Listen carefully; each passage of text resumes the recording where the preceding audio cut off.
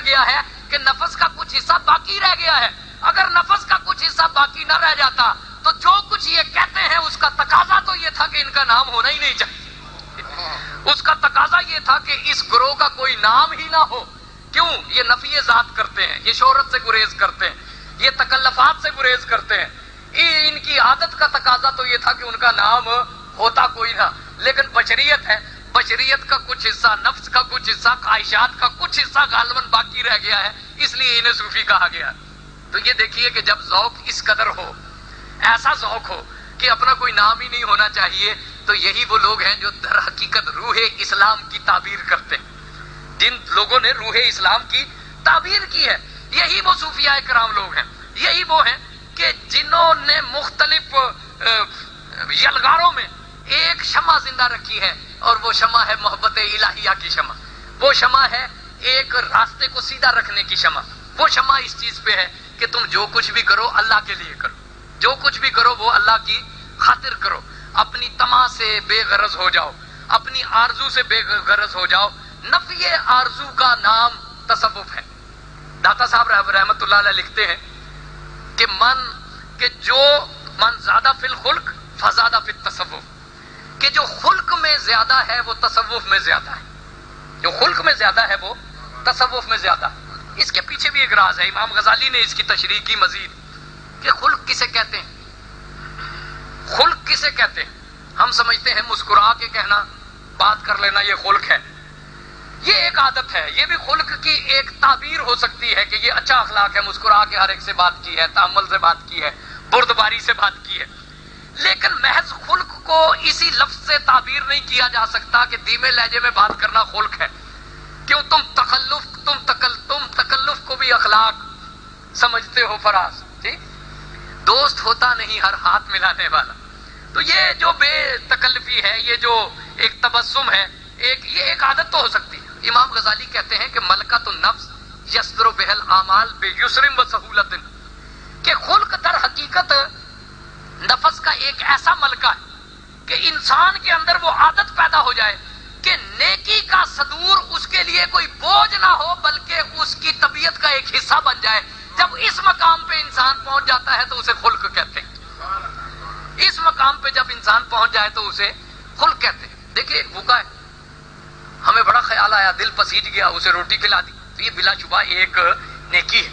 لیکن جب یہ طبیعت کا ایک حصہ بن جائے کہ کسی کو بھوکا دیکھیں تو رہ نہ سکیں, بلکہ کہ یہ احساس پیدا ہو جائے کہ لوگ کچھ بھوکے ہوں گے تو دل کچھ کرنے پہ مائل ہو جائے, تو یہ پھر مقام اخلاق ہے. ویسے بھوکے کو کھلانا ایک نیکی. حضرت نظام الدین اولیاء رحمت اللہ علیہ روزے سے رہتے تھے, اور افطاری کی پھر نماز کے بعد دسترخوان بچھایا جاتا, اور دسترخوان پہ فراوانی کا عالم کیا تھا. یہ روایت میں آتا ہے کہ بعض اوقات آپ کے لنگر میں 70 اونٹ پیاز کا چھلکا لے کر اٹھتے تھے جو لنگر میں استعمال ہوتی تھی. آپ خود اندازہ لگائیے, من اس زمانے کا من اور آج کا اور ہے. یوں محسوس ہوتا ہے جیسے پاؤنڈ. تو بعض اوقات لنگر میں 70 سیر نمک استعمال ہوتا تھا, اتنا وسیع لنگر ہے. اور جب خود دسترخوان پہ بیٹھتے ہیں تو آدھی روٹی سے زیادہ آپ ایک روٹی رکھی ہے اس میں سے ایک لقمہ لیتے ہیں, اور ابھی لقمہ لبوں تک نہیں پہنچا کہ زاروں کی طرح رونا شروع کر دیتے ہیں. آنکھوں سے آنسوؤں کی جھڑی لگ جاتی ہے. کسی نے پوچھا کہ خواجہ کیا ہوا؟ کہنے لگے اللہ کے کتنے بندے ہیں جن کے گھروں میں آج چولہا نہیں جلا. یہ اندیشہ مجھے مضطرب کر رہا ہے. یہ لقمہ فقیر نظام الدین کے حلق سے اترے تو کس طرح سہل ہو کر اترے. اللہ کے کتنے بندے ہیں جن کے گھروں میں آج چولہا نہیں جلا ہوگا.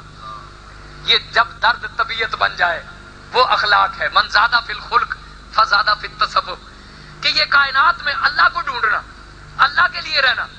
اور پھر جب اللہ مقصد ہو جائے تو پھر انسان کائنات کو اپنی نظر سے نہیں دیکھتا, اللہ کی نظر سے دیکھتا ہے, اللہ کے زاویے سے دیکھتا ہے. حضور نے فرمایا کہ الخلق عیال اللہ, تم ذرا سمجھو کہ مخلوق جو ہے وہ اللہ کا کنبہ ہے. ایک درویش کے پاس ایک شخص آئے, انہوں نے بدتمیزی کی تو کسی مرید نے کہا کہ آپ اسے ڈانٹیے. انہوں نے کہا کہ کیسے ڈانٹوں, اس کی شہ رگ سے اللہ قریب ہے. اللہ اس کی شہ رگ سے قریب ہے, میں اسے ڈانٹوں کیسے؟ تو جب اللہ کا حوالہ ہو جائے تو پھر ہر شخص کو انسان اسی حوالے سے دیکھتا ہے کہ یہ اللہ کی مخلوق ہے. پھر مخلوق سے رویے بہتر ہو جاتے ہیں. نظیری نے کیا خوبصورت بات کی کہ مراز سینہ نظیری پر از محبت یار. مراز سینہ نظیری پر از محبت یار، برائے کینہ اغیار در دلم جانے. نظیری میرا سینہ یار کی محبت سے اتنا لبریز ہو چکا ہے کہ اب میں کسی سے نفرت کر ہی نہیں سکتا.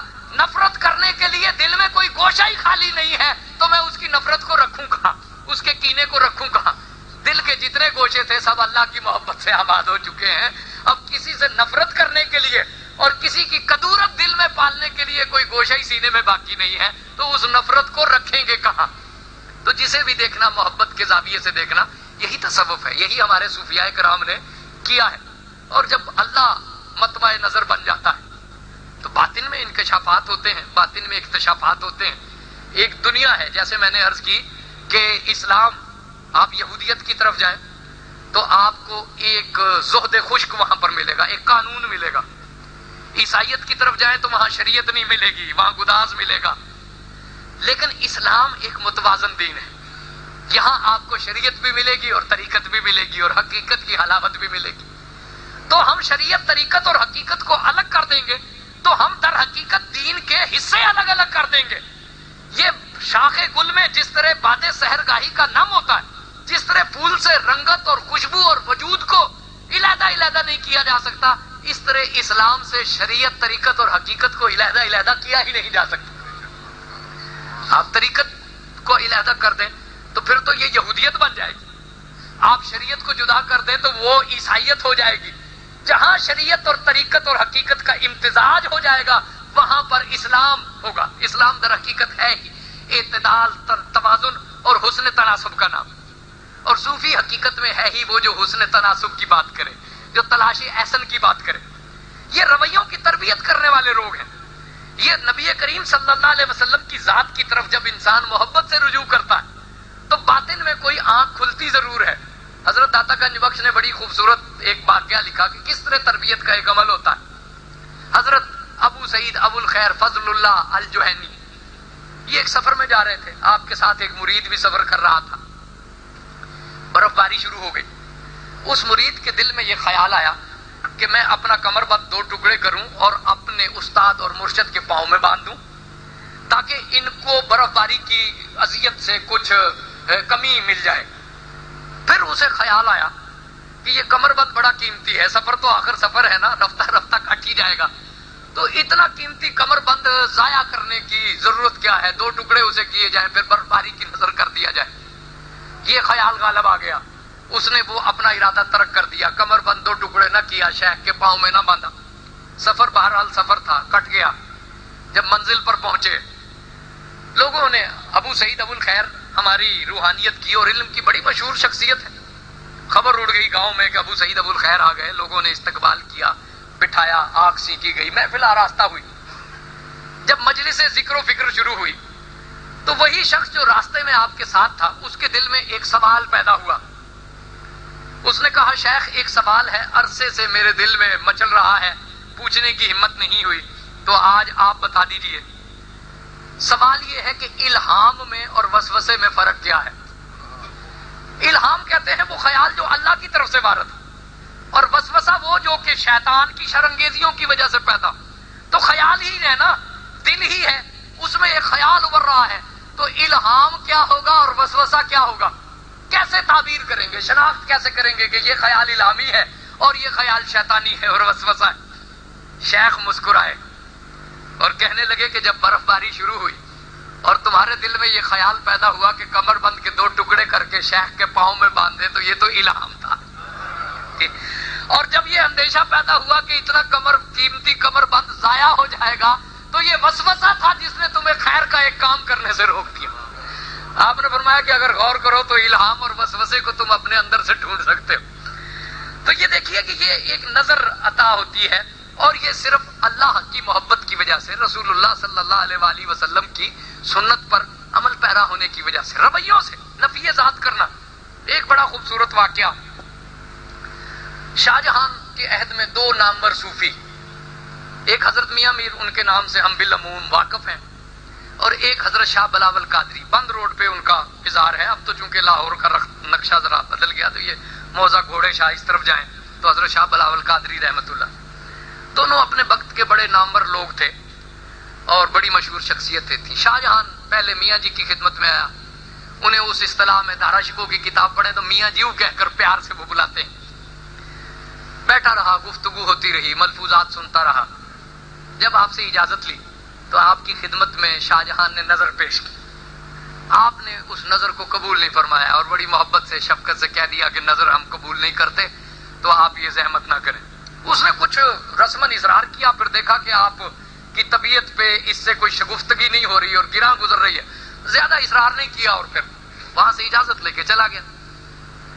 وہاں سے اٹھنے کے بعد وہ حضرت بلاول قادری کی خدمت میں وہاں بیٹھا رہا، گفتگو ہوتی رہی. چلتے ہوئے بلاول قادری رحمت اللہ علیہ کی خدمت میں نظر پیش کی، حضرت نے قبول کر لی.